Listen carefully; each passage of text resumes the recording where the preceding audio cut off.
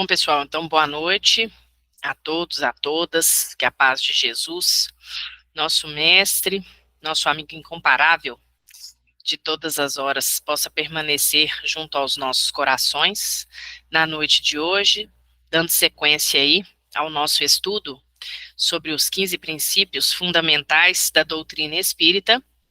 Hoje nós iremos falar sobre um tema, como já anunciado pela Inês, muito interessante realmente e que ao mesmo tempo mantém uma correlação muito grande, não só com os outros princípios da doutrina, mas são questões, são perguntas, são indagações que permeiam esse tema, que muito provavelmente todos nós já nos fizemos esse tipo de questão em algum momento da nossa passagem evolutiva. Se nós já paramos minimamente para refletir sobre a nossa condição aqui na Terra, sobre a nossa condição, não necessariamente enquanto espíritos imortais, mas pensar um pouco na nossa liberdade de atuação, em questões relativas ao nível da nossa responsabilidade e assim por diante, com certeza a gente já se pegou fazendo pelo menos algumas das questões levantadas por Kardec lá em O Livro dos Espíritos, na terceira parte, que consiste, como nós sabemos, das leis morais, das leis naturais, as leis de Deus, o estudo dessas leis, e um capítulo especificamente que versa sobre a lei de liberdade. Então, nós vamos usar como fio condutor hoje justamente o Livro dos Espíritos, e a título de exemplificação, nós vamos trazer algumas breves situações, breves relatos, por assim dizer, de algumas situações que aparecem nas obras do André Luiz e também em outras obras subsidiárias da doutrina espírita, tá bom? Então, nós vamos iniciar aqui, gente, com a questão de número 843, quando Kardec pergunta o seguinte: tem o homem o livre-arbítrio de seus atos? Então, antes de nós respondermos objetivamente a essa questão, nós poderíamos nos indagar o que vem a ser o livre-arbítrio, não é isso? Então, nós sabemos que o livre-arbítrio, ele está ligado à nossa capacidade de escolha. Então, isso que é o livre-arbítrio. Nós temos essa liberdade realmente. Nós podemos tomar decisões relativas à nossa caminhada evolutiva, sejam essas decisões para o bem ou para o mal. Nós vimos nas aulas anteriores, conforme nos é colocado lá na questão de número 115, de O Livro dos Espíritos, que todos nós fomos criados iguais, em igualdade de condições. O que significa que o nosso ponto de partida é exatamente o mesmo de um espírito puro. Nós vimos isso nas aulas anteriores. Não existem anjos e demônios estabelecidos ou criados a priori pela providência divina. Então, cada um de nós se torna ou se transforma naquilo que escolheu e que vem escolhendo ao longo de diversas oportunidades. Então, isso significa que nós somos livres. Na semana passada, nós trabalhamos aqui com o princípio da evolução e nós observamos que o que nos distingue das demais espécies é exatamente isso. Nós temos o conhecimento de Deus, ou seja, nós temos a consciência acerca de nós mesmos, que é a autoconsciência, e nós temos a consciência acerca da existência de Deus. Então, as demais espécies, se nós pegamos, por exemplo, o reino animal, o reino vegetal, não é assim? Existem ali indícios. O princípio inteligente, ele também ali esteve, também ali atuou. Mas quando esse princípio inteligente ele ganha forma, ou seja, quando ele se reconhece enquanto individualidade, aí é que nós temos a espécie humana. Então, só recapitulando isso, para a gente entender que o que nos diferencia das demais espécies é essa liberdade que nós temos. Que, como nós vamos ver aqui na questão de número 843, é uma liberdade que é uma liberdade de pensar e que nos ocasiona, consequentemente, na liberdade de ação, na liberdade de agir, tá? Porque senão nós seríamos autômatos, nós seríamos máquina, não é isso? No caso do animal, por exemplo, o animal não é uma máquina, ele não é um autômato. Mas a liberdade e a conservação do animal, elas estão muito atreladas às suas poucas, digamos assim, a pouca sobrevivência, a pouca mobilidade que aquele animal ali tem, né? Então, está muito correlato à questão da sua sobrevivência enquanto espécie. Não é isso que a gente viu? Então, quer dizer, nós sabemos que os animais, eles estão ali, digamos assim, no meio, né? Antes a gente tem ali o reino mineral, nós temos o reino vegetal, depois nós temos os animais, e há todo aquele processo evolutivo nos animais, até que a gente possa chegar ao animal racional plenamente, que é o ser humano. Então, na questão de número 843, os espíritos nos colocam que sim, nós temos o livre-arbítrio, pois que se nós temos a liberdade de pensar, temos igualmente a liberdade de agir, pois sem o livre-arbítrio, o homem seria realmente uma máquina. Ou seja, ele seria um fantoche, seria manipulado nas mãos de Deus. Então a gente observa que isso tem uma correlação com tudo, inclusive com os eventos que acontecem na nossa vida. Porque muitas vezes a gente escuta as pessoas falando isso. Ah, tal coisa aconteceu foi porque Deus quis. Nós devemos muitas vezes colocar sob o crivo da razão este tipo de assertiva. Por mais que nós respeitemos as opiniões, as individualidades e as demais crenças. Então, a gente respeita. Mas nós, dentro da doutrina espírita, a gente deve submeter ao crivo da razão. Não é isso? Porque por que será que Deus ele escolheria situações mais felizes para um certo grupo e ele escolheria situações menos felizes para outros grupos? Será que existe uma lógica quando a gente volta lá na primeira aula e pensa em Deus como a inteligência suprema, a causa primária de todas as coisas? Será que tem uma lógica nós pensarmos nisso? Que alguns poucos foram eleitos, como a gente disse anteriormente, para serem anjos e uns poucos eleitos para serem demônios? E a gente sabe que não é assim que funciona, não é verdade? Porque nós somos todos criados simples e ignorantes, mas a gente vai traçando as rotas. Então, nós temos a liberdade de pensar. É isso que nos distingue, gente. A liberdade de pensar. Por mais que em vários momentos, muitos de nós não utilizemos efetivamente essa capacidade criativa, que é o pensamento. Por mais que em vários momentos nós optemos por permanecermos estagnados, parados, por mais que muitas vezes a gente se deixe levar pelo nosso lado instintivo, porque tem isso. Muitas vezes a nossa razão nos adverte, o nosso pensamento nos chama a atenção para o fato de que nós estamos realizando escolhas equivocadas, e é claro que se nós temos a liberdade de pensar, nós temos a de agir. Só que a gente não pode esquecer de vista o seguinte: nós teremos a responsabilidade sobre aquelas escolhas que nós fizemos. Tá? Então, esse aqui é o ponto. Então, escolher qualquer caminho, a gente pode escolher se deixar levar pelos instintos. Nós podemos nos deixar levar pela materialidade. Nós podemos ceder aos vícios, em geral, se assim nós o quisermos. Então, Deus, ele não vai nos impedir de fazer nada disso. Por mais que, às vezes, existam alertas e existam lembretes caridosos e carinhosos da providência divina para conosco ao longo da nossa caminhada evolutiva. Isso existe. Quantas e quantas vezes nós estamos prestes a dar um mau passo, repetindo muitas vezes aquilo que já fizemos em outras oportunidades, não é assim? E, por exemplo, em desdobramento no momento do sono, nós somos advertidos.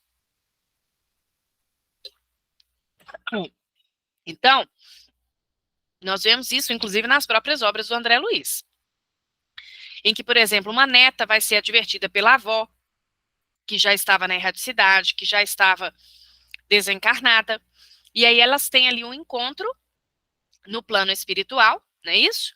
E a avó vai adverti-la sobre questões ligadas à má fala, ao mal falar. Então, aquela mocinha, aquela neta, estava se deixando levar numa determinada situação, não é isso?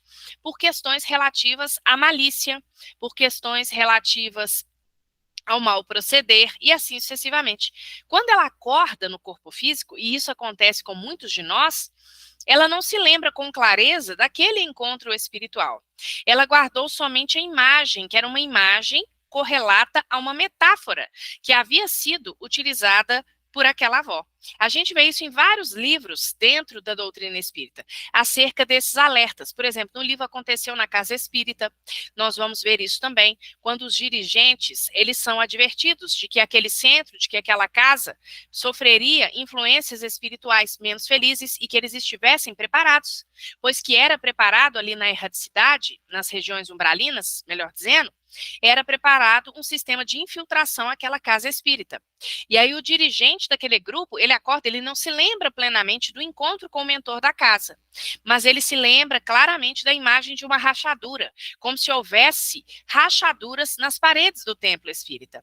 Então ele consegue extrair a partir daquela imagem, daquela metáfora, daquele símbolo, ele consegue extrair um significado, fica para ele a impressão, ele guarda nos refolhos do seu espírito a impressão daquele encontro. É fato que alguns de nós, muitas vezes, quando recebemos essas advertências salutares, nós guardamos efetivamente toda a lembrança daquele encontro espiritual, mas isso é mais raro. A maioria de nós guarda pedaços do sonho, não é isso? Ou se lembra de uma pessoa, ou se lembra de uma frase, ou se lembra de imagens, como nós relatamos aqui. Então, por que eu estou colocando isso, gente? Porque se nós temos a liberdade de pensar e de agir, isso não significa que nós estamos ao léu. Tá? A espiritualidade, ela está sempre preocupada para conosco. Nós temos o nosso amigo espiritual, nós temos os espíritos superiores que nos auxiliam, vinculados muitas vezes às colônias espirituais das quais nós procedemos. Outros tantos espíritos familiares que aqui já estiveram conosco e que de alguma forma nos tutelam do plano espiritual, e assim sucessivamente. As simpatias que nós angariamos em outras encarnações, porque tem isso também. Da mesma forma como nós fazemos inimigos espirituais, nós fazemos amigos espirituais também. Então, muitas vezes, em outras oportunidades, nós já auxiliamos muitos espíritos, sequer nos lembramos disso. E no momento oportuno, no momento propício, em que nós necessitarmos sermos auxiliados, certamente eles entrarão em ação. Então é muito bonito perceber o funcionamento da providência divina, porque sim, nós temos a nossa liberdade. E os bons espíritos, isso tem que ser colocado, eles não infringem, ou seja, eles não desrespeitam o livre-arbítrio de cada um de nós, tá bom? Não existe infração, não existe desrespeito. Se tem uma coisa que espírito superior tem, é paciência. Paciência, abnegação, de respeitar o nosso tempo e de respeitar, inclusive, quando nós não conseguimos efetivamente concretizar aqueles planos que realizamos ou que idealizamos lá na erradicidade, tá? E aí, dando sequência, os espíritos, na sequência aí desta questão, os espíritos vão nos falar que essa liberdade, tanto a liberdade de consciência, quanto a liberdade de pensar, quanto a própria liberdade de ação, isso vai num contínuo, ou seja, isso vai crescendo ao longo da nossa vida. Se nós pegamos só a nossa vida enquanto encarnados, nós sabemos que nas primeiras fases, ou seja, principalmente na infância, não é isso? A nossa liberdade ela é quase nula, porque sequer o cérebro se desenvolveu convenientemente. Então, nem o cérebro se desenvolveu convenientemente e o espírito também ainda não retomou posse das suas características, da sua personalidade efetivamente. Porque isso costuma acontecer de uma forma mais intensa ali no período da chamada adolescência, em que nós temos as questões físicas, orgânicas, hormonais, mas nós temos também a recuperação ali por parte do espírito. Nesse sentido, recuperação de quê? Da sua própria consciência, das suas tendências instintivas, porque todos nós trazemos tendências que já foram por nós cultivadas em outras oportunidades. Então é por isso que o Livro dos Espíritos nos coloca que os pais têm um dever e uma missão muito maior do que imaginam para com as crianças, porque aquele espírito que ora reencarna naquele corpo tenro, naquele corpo frágil, não é assim? Aquele espírito, gente, ele não consegue deliberar com clareza acerca das suas ações. Então, uma questão que muito se discute hoje, não é isso? São as formas de disciplinar. E realmente há que ser discutido, porque às vezes muitos de nós, e também se a gente pegar os sistemas parentais ao longo da história da humanidade, nós vamos observar um determinado período, um determinado momento, que a criança da história da humanidade que a criança sequer era considerada como criança. Ela era equiparada a um mini adulto. E isso também não é correto, porque nós sabemos que aquele espírito está ali em fase de desenvolvimento, ele está sedimentando a sua reencarnação, principalmente até os chamados 7 anos de idade, tá? Em que até essa idade, ele ainda mantém uma conexão maior com o plano espiritual. Então, nós sabemos que ele está em processo de sedimentar. Então, se ele está em processo de sedimentar, a gente tem que ter mais paciência, não é isso? Tem que ter tudo isso. Mas, ao mesmo tempo, também entra em xeque a questão da própria disciplina, a questão da educação, porque a educação, ela vai auxiliando aquele espírito que está retomando, que vai reiniciar o seu projeto de vida, que vai reiniciar ali em uma nova reencarnação, tá certo? E aí é que entra a atuação dos pais, é aí que entra o papel da educação, também de outras esferas, o papel da escola, da própria sociedade, mas normalmente os pais têm uma atuação maior. Por quê? Porque a criança ela não tem condição de deliberar. Então, a liberdade nessa faixa etária, ela é quase nula, nas primeiras fases da vida, nos dizem os espíritos. E isso, como a gente falou, vai progressivamente aumentando. Então, à medida que as faculdades, elas aumentam, essa liberdade de consciência, ela também aumenta. E à medida que nós evoluímos, essa liberdade também aumenta. Então, não diz respeito só a sair da infância e chegar na fase adulta. Tá? Isso enquanto nós estamos aqui encarnados. Então, certamente que o adulto ele tem uma liberdade de agir, de pensar completamente diferente de uma criança. Mas ampliando um pouco isso, em termos espirituais, nós também devemos trabalhar este ponto. Por quê? Porque nós devemos, ao longo das reencarnações, ampliarmos a nossa liberdade de consciência. Então, os nossos valores éticos, os nossos valores morais, nós temos responsabilidade por ampliar tudo isso. Tá? Então, essa liberdade, esse desenvolvimento das faculdades a que os espíritos se referem, ele se amplia, então, num duplo movimento, dentro da própria encarnação e também ao longo das reencarnações, não é isso? E também, gente, a nossa liberdade de consciência, muitas vezes ela se amplia, isso há que ser posto, em decorrência das experiências que nós vivenciamos. Então, às vezes, o indivíduo ele já é adulto, mas ele vai passar por uma experiência na vida dele que vai permitir o ampliamento dessa consciência. Então, às vezes, ele abraça uma tarefa que vai fazer com que ele reposicione os seus valores éticos, tá? Às vezes, ele abraça uma profissão e, ao abraçar aquela determinada profissão, ele também vai ampliar a sua consciência. Em que sentido? A sua consciência em relação ao outro, em relação à lei da caridade, não é isso? Em relação ao seu papel social. Então, a consciência, que é a autoconsciência, em relação a si mesmo, mas também em relação ao mundo que ele cerca. Então, isso está dentro do que a gente viu na semana passada, que é a ideia da evolução, porque nós estamos sempre caminhando para adiante, nunca caminhando para trás. Na questão de número 845, o Kardec pergunta, porque a gente poderia pensar, se perguntar, antes de nós lermos a pergunta, a gente poderia pensar se a liberdade ela é absoluta, ou se trata de uma liberdade relativa.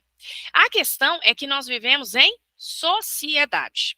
Então, a partir do momento que nós vivemos em sociedade, que tem uma relação de dois, seja ela qual for, essa liberdade ela tem limites. Porque eu preciso respeitar o direito do outro. Eu preciso respeitar a individualidade. Tanto que, numa determinada questão, os espíritos até mencionam a condição do homem que vive isolado no deserto.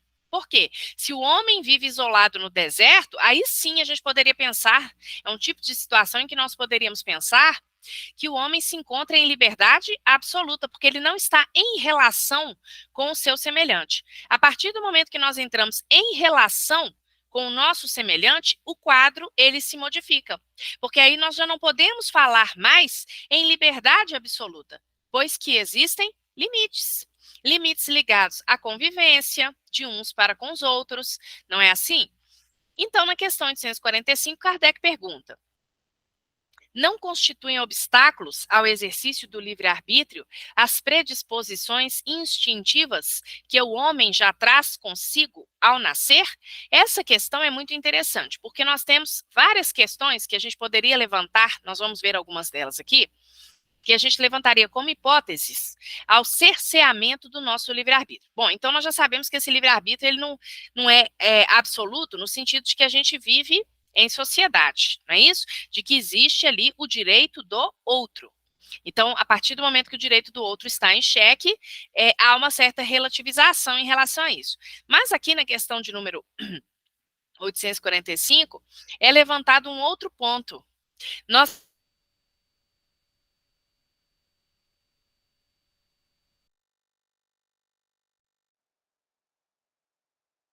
Mas nós temos predisposições, ou Maria seja, do Rosário, deu uma ou travadinha, viu, Calinda? tá, eu estou falando aqui da questão de número 845, tá?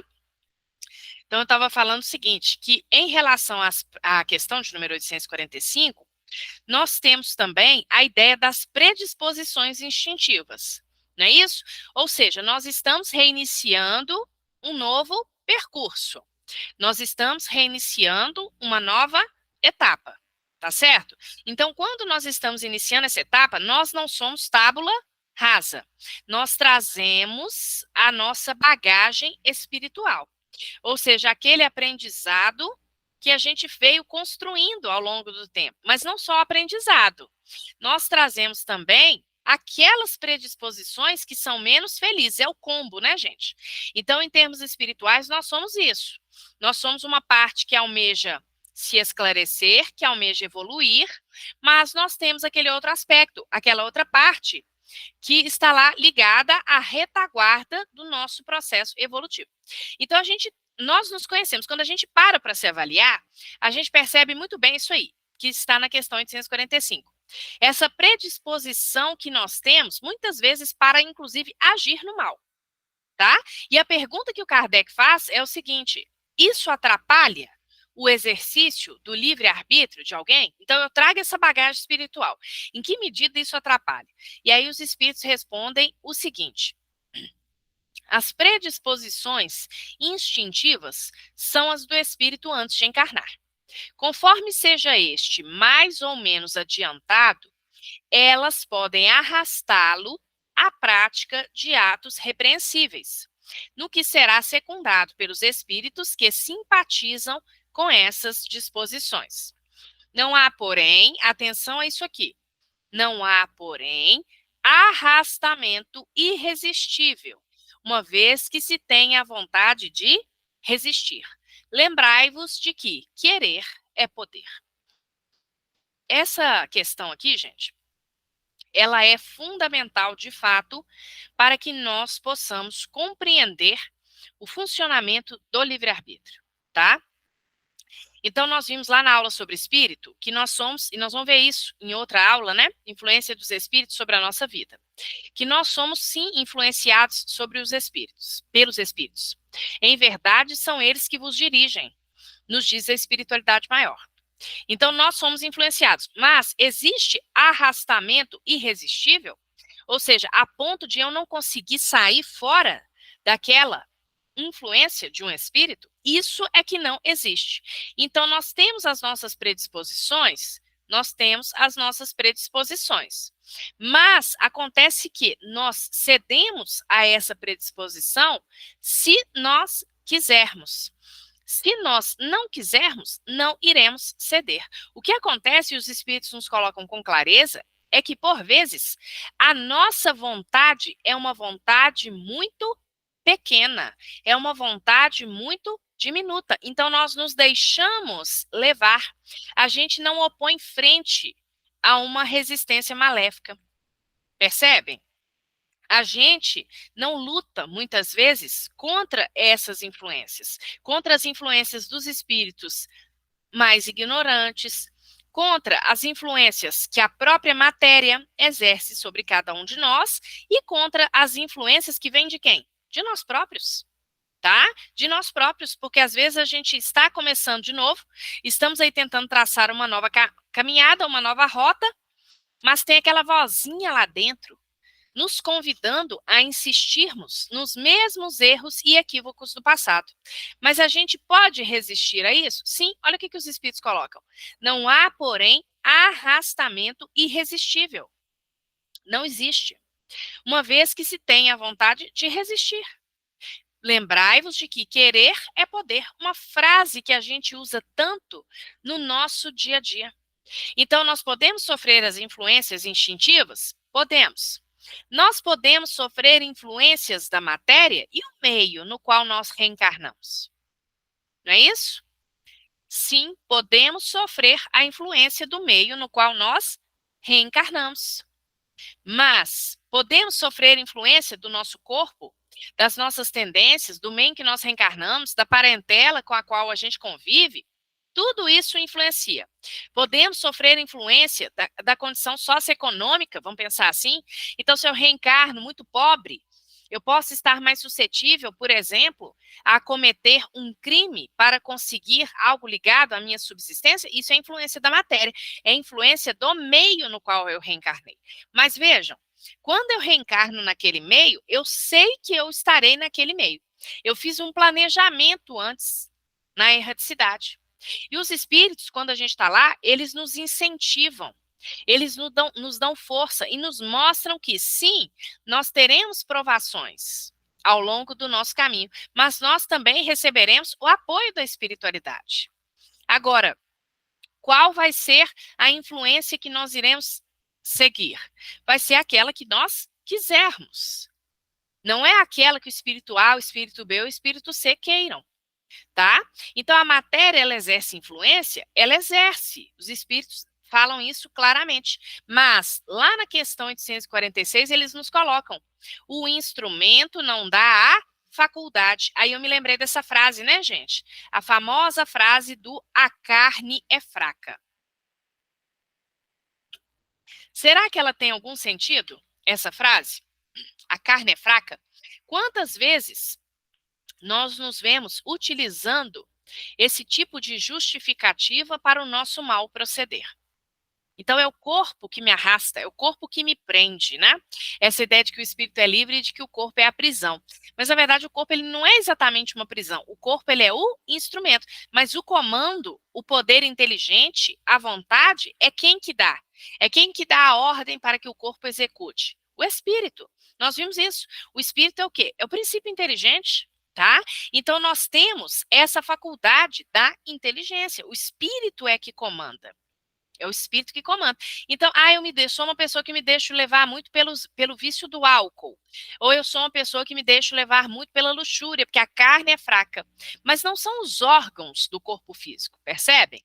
Não são eles que irão determinar se nós sofreremos uma maior ou uma menor influência por parte da matéria.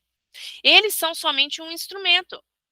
Na verdade, o comando, a ordem, é dada por quem? É dada pelo espírito. Então, se eu sou uma pessoa que deixo me levar pela luxúria, o problema não está nos meus órgãos genésicos.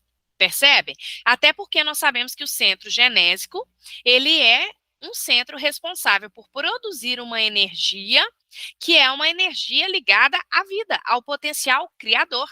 Nós necessitamos deste tipo de energia para caminharmos, que é a energia do quê? Da sexualidade, gente.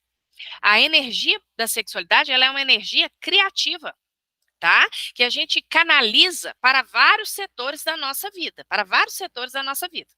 Agora, se eu utilizo mal os meus centros genésicos, o problema é do meu corpo? O problema é do órgão? Não.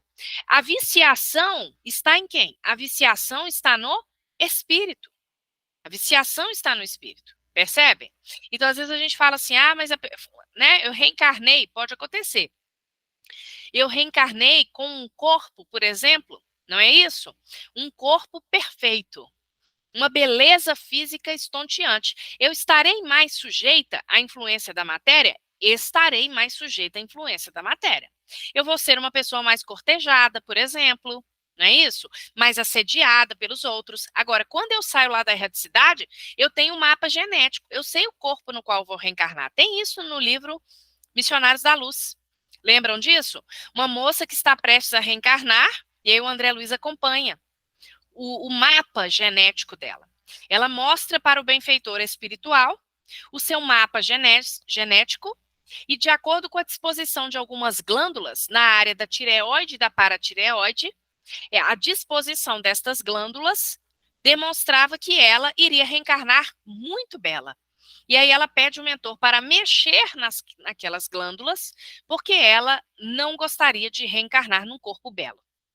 E aí ela explica, ela diz que em outras oportunidades, aquele corpo belo já havia sido motivo para a sua queda. Então ela tinha uma missão grande para cumprir ali naquela encarnação e não queria e preferia evitar distrações. Então ela pede humildemente ao mentor que trabalhe no seu mapa genético para que ela possa vir com aquele corpo, tá? E a espiritualidade vai deliberar, porque nós sabemos que nós participamos do nosso projeto reencarnatório, tá? Via de regra, à exceção das chamadas reencarnações compulsórias, não é isso? Em que o espírito obrigatoriamente tem de retornar. Em outro momento, em outra aula, nós vamos falar melhor sobre isso. Mas aqui o que nós estamos querendo dizer é o seguinte: todos nós, quando estamos na erraticidade, escolhemos, olha o livre-arbítrio, o gênero de provas que iremos enfrentar. Então, às vezes, uma pessoa renasce também, o contrário lá do exemplo do André Luiz. A pessoa renasce efetivamente num corpo muito belo, ela vai ter uma carreira, por exemplo, uma carreira de modelo. É uma carreira em que ela vai ganhar muito dinheiro, não é isso? Ela vai estar suscetível a inúmeras influências da matéria ligadas à área do consumismo, da sexualidade, do dinheiro, do poder, tá? É uma prova para aquele espírito? É uma prova. Mas, muito possivelmente, este espírito já estava ciente ali na erraticidade. Porque, como nós dissemos, em geral, nós participamos de todo esse planejamento, tá? Então, isso no que diz respeito às influências. Então, o espírito reencarna num meio, não é isso? O pessoal gosta muito de perguntar isso. O espírito reencarna no meio de criminosos. Mas ele sabia que ele iria reencarnar no meio de criminosos, tá? Vai ser mais difícil para ele cumprir a sua prova? Certamente será mais difícil para ele, mas ele já tem essa noção. Ele já tem essa noção. E nós passamos por todo um preparo, gente, quando nós estamos lá na erraticidade, porque é isso que nós falamos. São todos os mínimos detalhes que são decididos lá na erraticidade, não, porque senão não haveria livre-arbítrio. Não é isso? O que é decidido na erraticidade? É decidido o gênero, o tipo de provas que nós iremos enfrentar. Você pensa assim na sua carreira profissional, por exemplo. Existem ali as possibilidades de planejamento. Então, nessa reencarnação, fulano de tal vai trabalhar mais questões ligadas à área das humanidades, por exemplo. Mas dentro das áreas das humanidades, eu tenho vários caminhos que podem ser percorridos. Não é isso? Não quer dizer que necessariamente tem que ser aquele. Agora, se eu tenho um compromisso muito grande com aquela área profissional, por exemplo, aí eu já parto ali naquele planejamento mais vinculada àquela área, por exemplo. Então, vamos supor, eu vou trabalhar na área da educação, não é isso?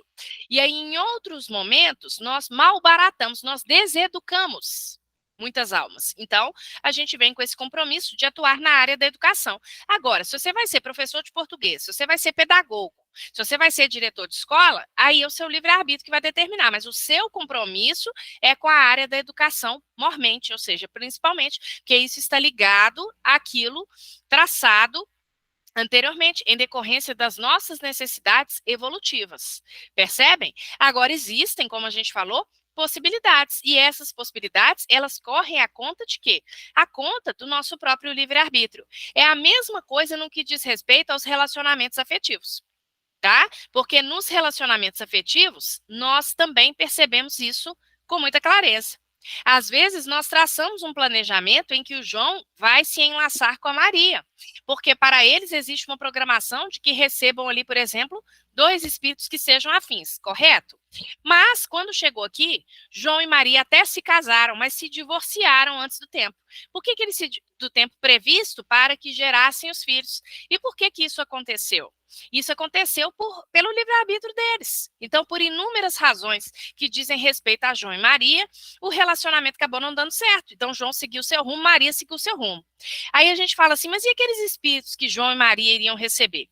Aí a espiritualidade vai ver as probabilidades, porque o João casou com a Elsa, tá certo? E dentre aqueles 2 filhos, por exemplo, que o João ia receber, um deles era muito mais ligado ao João. Ele tinha uma correlação, ele necessitava parar uma aresta com o João, então ele vai reencarnar onde? Ele vai reencarnar naquela família ali do João, em que o João vai ser o pai, porque aquele espírito precisa se reajustar com aquele pai. Percebem? Agora, E a Maria? Maria, por sua vez, se casou com José, tá? E aí ela se casou com José e havia aquele outro espírito que era muito conectado a Maria. Então, exatamente por essas leis da proximidade, as leis reencarnatórias, as leis ligadas aos reajustes que nós devemos realizar, muito possivelmente Maria, numa nova configuração familiar, irá receber ali aquele espírito. Então, são possibilidades, são probabilidades. E nós vendo hoje, né, como que é a nossa sociedade, como que é a mobilidade, né, gente, dentro da nossa sociedade, a gente fica muito claro para a gente que a espiritualidade, ela traça opções, ela traça realmente possibilidades. E aí a escolha dessas possibilidades diz respeito a nós. Agora, nas nossas atitudes do cotidiano, é que nós temos que refletir, como nos é colocado, por exemplo, lá na questão de número 848. Porque, por exemplo, e aquele que se embriaga? Ele se embriaga e comete um acidente. Tá, mas ele estava de posse do livre-arbítrio? Mas vamos lá. Quando ele se embriagou, ele estava de posse do livre-arbítrio. Não é isso? Então, ele será responsabilizado? Será responsabilizado, porque a opção de se embriagar foi nossa. Não é isso? Então, nós temos que tomar cuidado com isso, porque às vezes a gente usa alguns subterfúgios, alguns embustes, como se a gente não estivesse de posse do nosso livre-arbítrio, mas na verdade nós temos. O Emmanuel trabalha isso muito bem, vou deixar aqui uma dica de leitura. Lá no livro Pensamento e Vida, uma das primeiras lições, que é a vontade, quando o Emmanuel vai falar que o gabinete da vontade preside a todos os demais departamentos do nosso cérebro, da nossa casa mental. Então, a vontade vigilante, disciplinada e operante, ela realmente dá as coordenadas, tá? Para os demais setores da nossa vida. Então, na questão de número 851, a gente se pergunta muito sobre fatalidade, não é isso? Sobre destino. Então não tem destino? Então não tem fatalidade? Kardec vai perguntar sobre isso na 851. Haverá fatalidade nos acontecimentos da vida, conforme o sentido que se dá a este vocábulo? Quer dizer, todos os acontecimentos são pré-determinados? E neste caso, que vem a ser do livre-arbítrio? E os espíritos respondem com clareza, gente, olha lá. A fatalidade existe unicamente pela escolha que o espírito fez ao encarnar desta ou daquela prova para sofrer. Então, é o que a gente falou, né? É um tipo de destino, a gente poderia pensar isso. Mas esse tipo de destino foi por ele escolhido. É isso que a gente não pode deixar de perder de vista. Tá bom? Ele foi por ele escolhido, na maioria dos casos, como nós já falamos. Ah, mas e na minoria dos casos? Aí é diferente, porque aí entra em xeque a misericórdia divina. A misericórdia, ela vai auxiliar aqueles espíritos que não têm plena condição de exercitar o seu livre-arbítrio neste momento e que estão em sofrimento nas zonas trevosas, nas zonas umbralinas, muitas vezes, gente, há vários séculos. E aí a providência divina, ela intervém para que aquele indivíduo venha numa reencarnação compulsória, tá? Então, eles falam, a fatalidade existe pela essa escolha genérica, essa escolha geral da prova que o espírito vai enfrentar. Então, é uma prova no campo financeiro, é uma prova no campo da afetividade, é uma prova no campo da família, né? Essa prova maior que nós estamos dizendo. Porque é claro que existem sempre as provas correlatas, não é isso? Não é só um gênero de prova, né? Nós estamos falando, assim, daquele planejamento geral, ou maior, realmente. E aí eles seguem dizendo, escolhendo, ou seja, escolhendo essa prova, instituiu para si uma espécie de destino, que é a consequência mesma da posição em que vem a achar-se colocado. Falo das provas físicas, pois, pelo que toca às provas morais e às tentações, o espírito, conservando o livre-arbítrio quanto ao bem e ao mal, é sempre senhor de ceder ou de resistir. Então, eles falam novamente sobre isso. O espírito é sempre senhor de resistir ou de ceder às tentações, sejam elas quais forem colocadas ao nosso caminho. E aqui ainda é uma continuação da questão de número 851, tá? Ao vê-lo fraquejar, um espírito bom pode vir-lhe em auxílio, é o que a gente falou anteriormente. Nós nunca estamos jogados ao léu, tá? Ao vê-lo fraquejar, um espírito bom pode vir-lhe em auxílio, mas não pode influir sobre ele de maneira a dominar-lhe a vontade. Então, isso não acontece, tá? O espírito bom, o espírito superior, ele não infringe o nosso livre-arbítrio, tá bom? É o que a gente fala às vezes, por exemplo, em reunião mediúnica. Às vezes vem uma psicografia da reunião mediúnica, o espírito ele se passa, ele se coloca, por exemplo, como um mentor, daquela reunião, mas ele está dando diretrizes muito assertivas para aquela reunião, por exemplo, né? Vocês têm que fazer isso, têm que fazer aquilo. Espírito bom, gente, pode observar o tipo de comunicação do espírito bom. Ele sempre tem um caráter de sugestividade. Deixa para nós decidirmos o caminho a ser escolhido, tá? Então, olha lá, um espírito mau, isto é, inferior, mostrando-lhe, exagerando aos seus olhos um perigo físico, o poderá abalar e amedrontar. Então, tem o outro lado da balança. O espírito bom pode influenciar, nós sabemos que o espírito mais ignorante também. Nem por isso, entretanto, a vontade do espírito encarnado deixa de se conservar livre de quaisquer peias, ou seja, de quaisquer freios, de quaisquer amarras. Então, nós temos sim essa liberdade de atuação no campo da vida.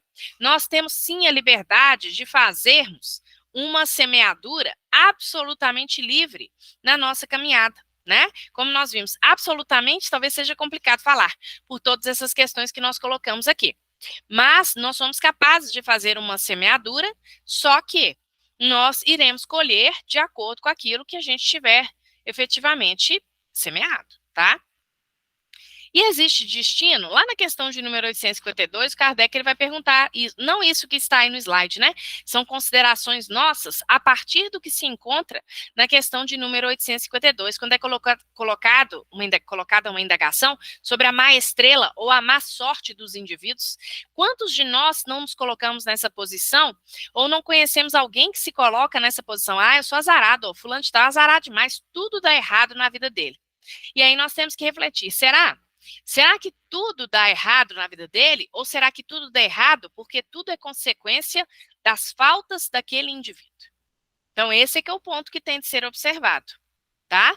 Então, enquanto nós permanecermos, aí são as minhas reflexões a partir da questão 852.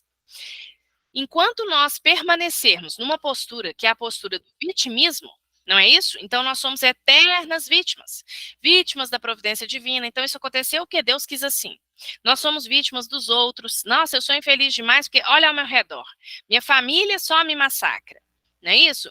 Eu vou trabalhar, meu chefe, ele só me xinga.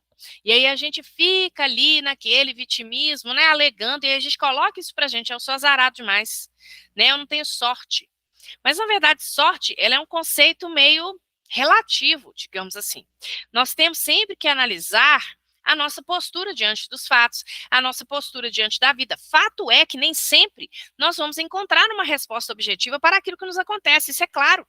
Porque se não é algo que a gente tenha feito nesta vida, certamente é algo que nós fizemos lá atrás. Mas os espíritos na codificação de Kardec, eles são muito claros, porque eles falam para a gente que a maioria dos problemas que nós enfrentamos são fruto das faltas que nós cometemos nesta encarnação e não nas anteriores. Então é por isso que na questão 852 os próprios espíritos nos advertem para o fato de que nós devemos olhar a nossa conduta, o nosso pensar, o nosso proceder. Às vezes o indivíduo ele não procede equivocadamente, mas ele pensa equivocadamente. Já paramos para pensar nisso? Porque nós falamos que o indivíduo tem a liberdade de pensar e, consequentemente, a de agir. Às vezes ele não age porque não teve oportunidade, mas ele teve o pensamento ruim. E aí ele vai responder por isso. Fica aí o convite para um capítulo, a leitura de um capítulo do André Luiz, do livro Ação e Reação, que é o capítulo Resgate Interrompido. Nós temos uma família em reajuste, né? Nós temos o marido, que é o Ildeu, o nome da personagem. Nós temos Marcela, que é a esposa, e eles têm 3 filhos. 2 meninas e um menino que é Roberto. Mas Ildeu, ele se envolve com uma outra moça fora do casamento, que é Mara. E aí ele começa a ter certas ideias, digamos assim, de como que ele ia acabar com o seu casamento, porque ele amava muito as filhas, ele não amava o filho, o primogênito, mas ele amava muito as 2 filhas. E ele sabia que se ele se desquitasse, né, digamos assim, que na época era o desquite, né, se não me engano, enfim, se ele se separasse da mulher, certamente ela ficaria com a guarda. E aí ele começa a maquinar na sua cabeça um plano para exterminá-la, mas de uma maneira que parecesse ser que ela tivesse se matado. E aí é um capítulo muito interessante, é um capítulo longo lá do livro Ação e Reação, tá, gente? Mas fica aí o convite à leitura, Mas o desfecho é o seguinte, né? É muito interessante ver como que ele vai construindo aquele quadro mental, né? Então, o plano de assassinar a mulher já estava plenamente arquitetado. A espiritualidade, vendo aquilo, a espiritualidade pode impedi-lo? Não pode impedi-lo, mas a espiritualidade, porque nós temos proteção espiritual, não é assim? Quando alguém quer nos fazer um mal, a gente também tem nosso anjo guardião, não é isso? A gente tem a proteção, certo? Espiritual, nós temos. Então, o que acontece? Marcela era uma figura tutelada lá da mansão, que é a colônia espiritual lá da obra. Então, o que eles fazem? Em desdobramento no sono, uma das filhas vê o quadro mental, o plano que ele tinha na sua mente, de matar a esposa naquela noite. E aí ela sofre aquele choque, retorna ao corpo físico do desdobramento do sono, ela retorna então ao corpo físico, gritando, chorando, a casa toda acorda. Marcela, quando vê o homem com aquela arma na mão, ela imagina que ele iria se matar e não que ele iria matá-la. E aí ela diz a ele, eu te concedo o divórcio, mas por favor não faça isso. O capítulo é lindo. O André Luiz conta que a espiritualidade ficava em lágrimas, vendo a simplicidade daquela mulher, porque em nenhum momento ela cogitou que o marido fosse usar de alguma violência para com ela. E aí, ao longo da obra, nós vamos entendendo as relações existentes entre aquele grupo familiar, que há séculos, o mentor coloca, há séculos estava em processo de reajustamento. Tá? O Ildeu novamente tinha vindo como chefe daquela família e novamente havia falhado. Então, ele havia falhado por quê? Por conta das suas más escolhas. Então, lá no plano espiritual, é aquela coisa, né? Lá no plano espiritual, a gente fica igual o Ildeu, a gente promete mundos e fundos. Quando a gente reencarna, a gente envereda pelas mesmas rotas, as rotas incorretas, porque é mais seguro para nós, seguro no sentido psíquico. Não é isso? É difícil nós vencermos as nossas cristalizações, tá? Então, vale a pena a leitura aí desse texto. Na questão de número 859A, Kardec pergunta: haverá fatos que forçosamente devam dar-se que os espíritos não possam conjurar, embora o queiram? Há. Então, há fatos que têm que acontecer. Joana de Ângeles, ela fala o seguinte: aquilo que temos que passar, passaremos. No mais, Jesus nos protege. Não é isso? No mais, Jesus nos protege. Então, nós temos que ter atenção a isso. Então, mas que tu viste e pressentiste quando, no estado de espírito, fizeste a tua escolha. Não creias, entretanto, que tudo o que sucede esteja escrito, como costumam dizer. Um acontecimento qualquer pode ser a consequência de um ato que praticasse por tua livre vontade, de tal sorte que, se não o houvesses praticado, o acontecimento não se teria dado. Imagina que queimas o dedo. Isso nada mais é senão resultado da tua imprudência e efeito da matéria. Só as grandes dores, os fatos importantes e capazes de influir no moral, Deus os prevê, porque são úteis à tua depuração e à tua instrução. Isso é uma boa questão aqui também, porque muita gente acha que os mínimos detalhes estão ali, foram determinados por Deus. E não, é aquilo que a gente falou, principalmente os detalhes pequenos da nossa vida, eles acontecem em decorrência do nosso livre-arbítrio.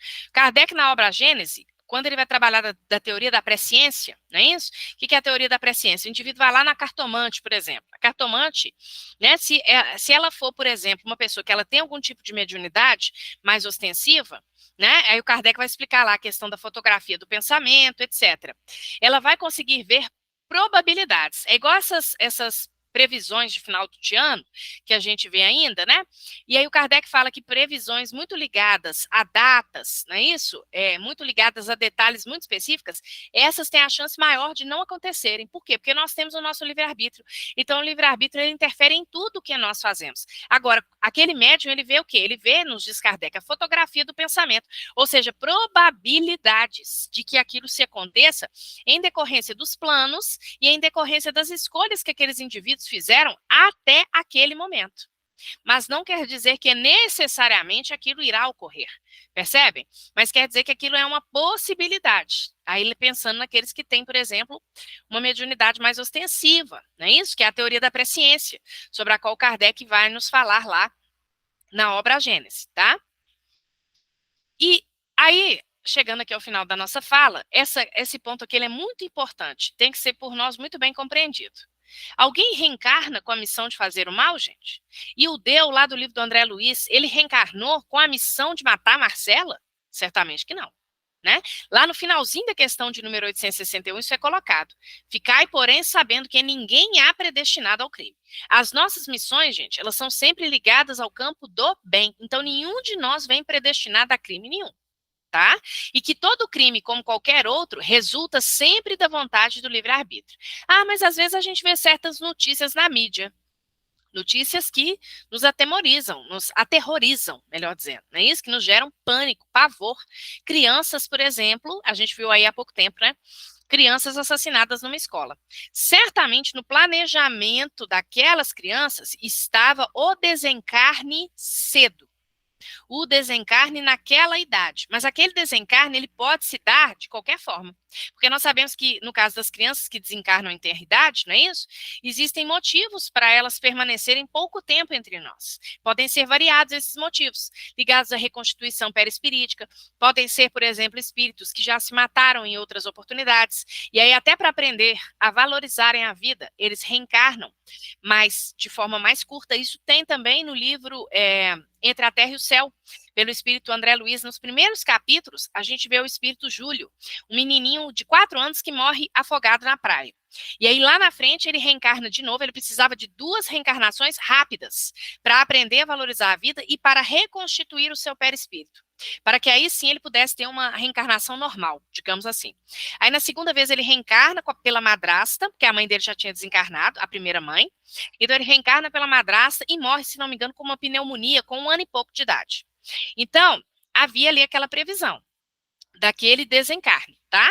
Mas aí você pega aí, né, crianças que foram assassinadas numa escola. Então, aquela pessoa que matou, ela foi um instrumento do escândalo. Lembram lá do Evangelho de Jesus? O escândalo, ou seja, o mal há de vir, mas ai daquele por meio de quem vem o escândalo.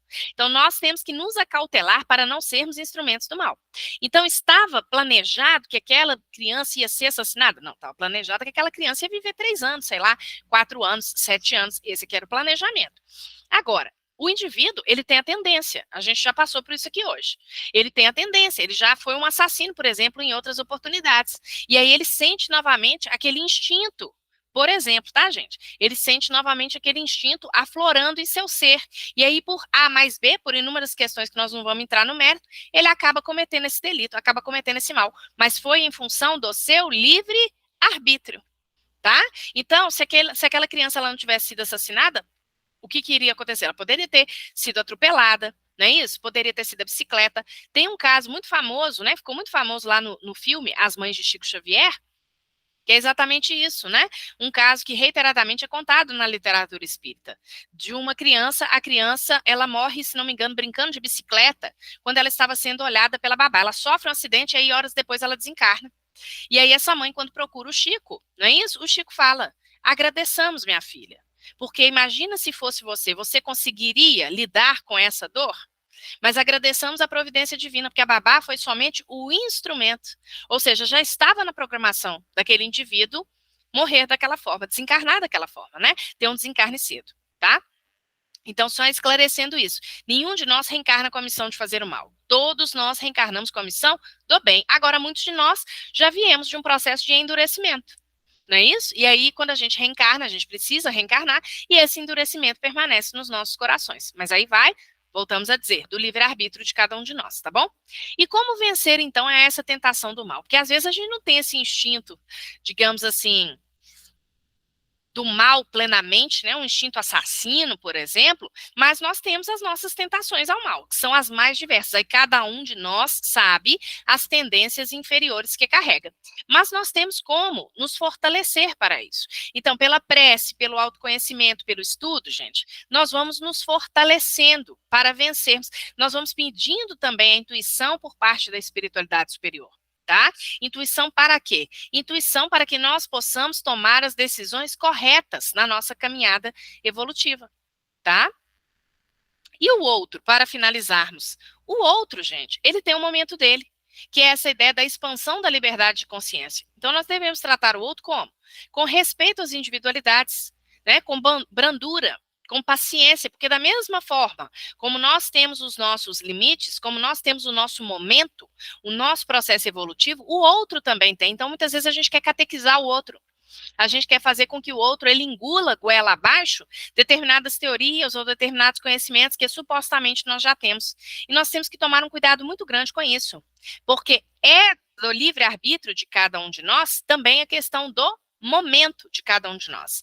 E nós estamos sempre posicionados próximos às pessoas e às situações necessárias ao nosso desenvolvimento espiritual, tá bom? Então nós vamos parar por aqui e vamos abrir aí para perguntas.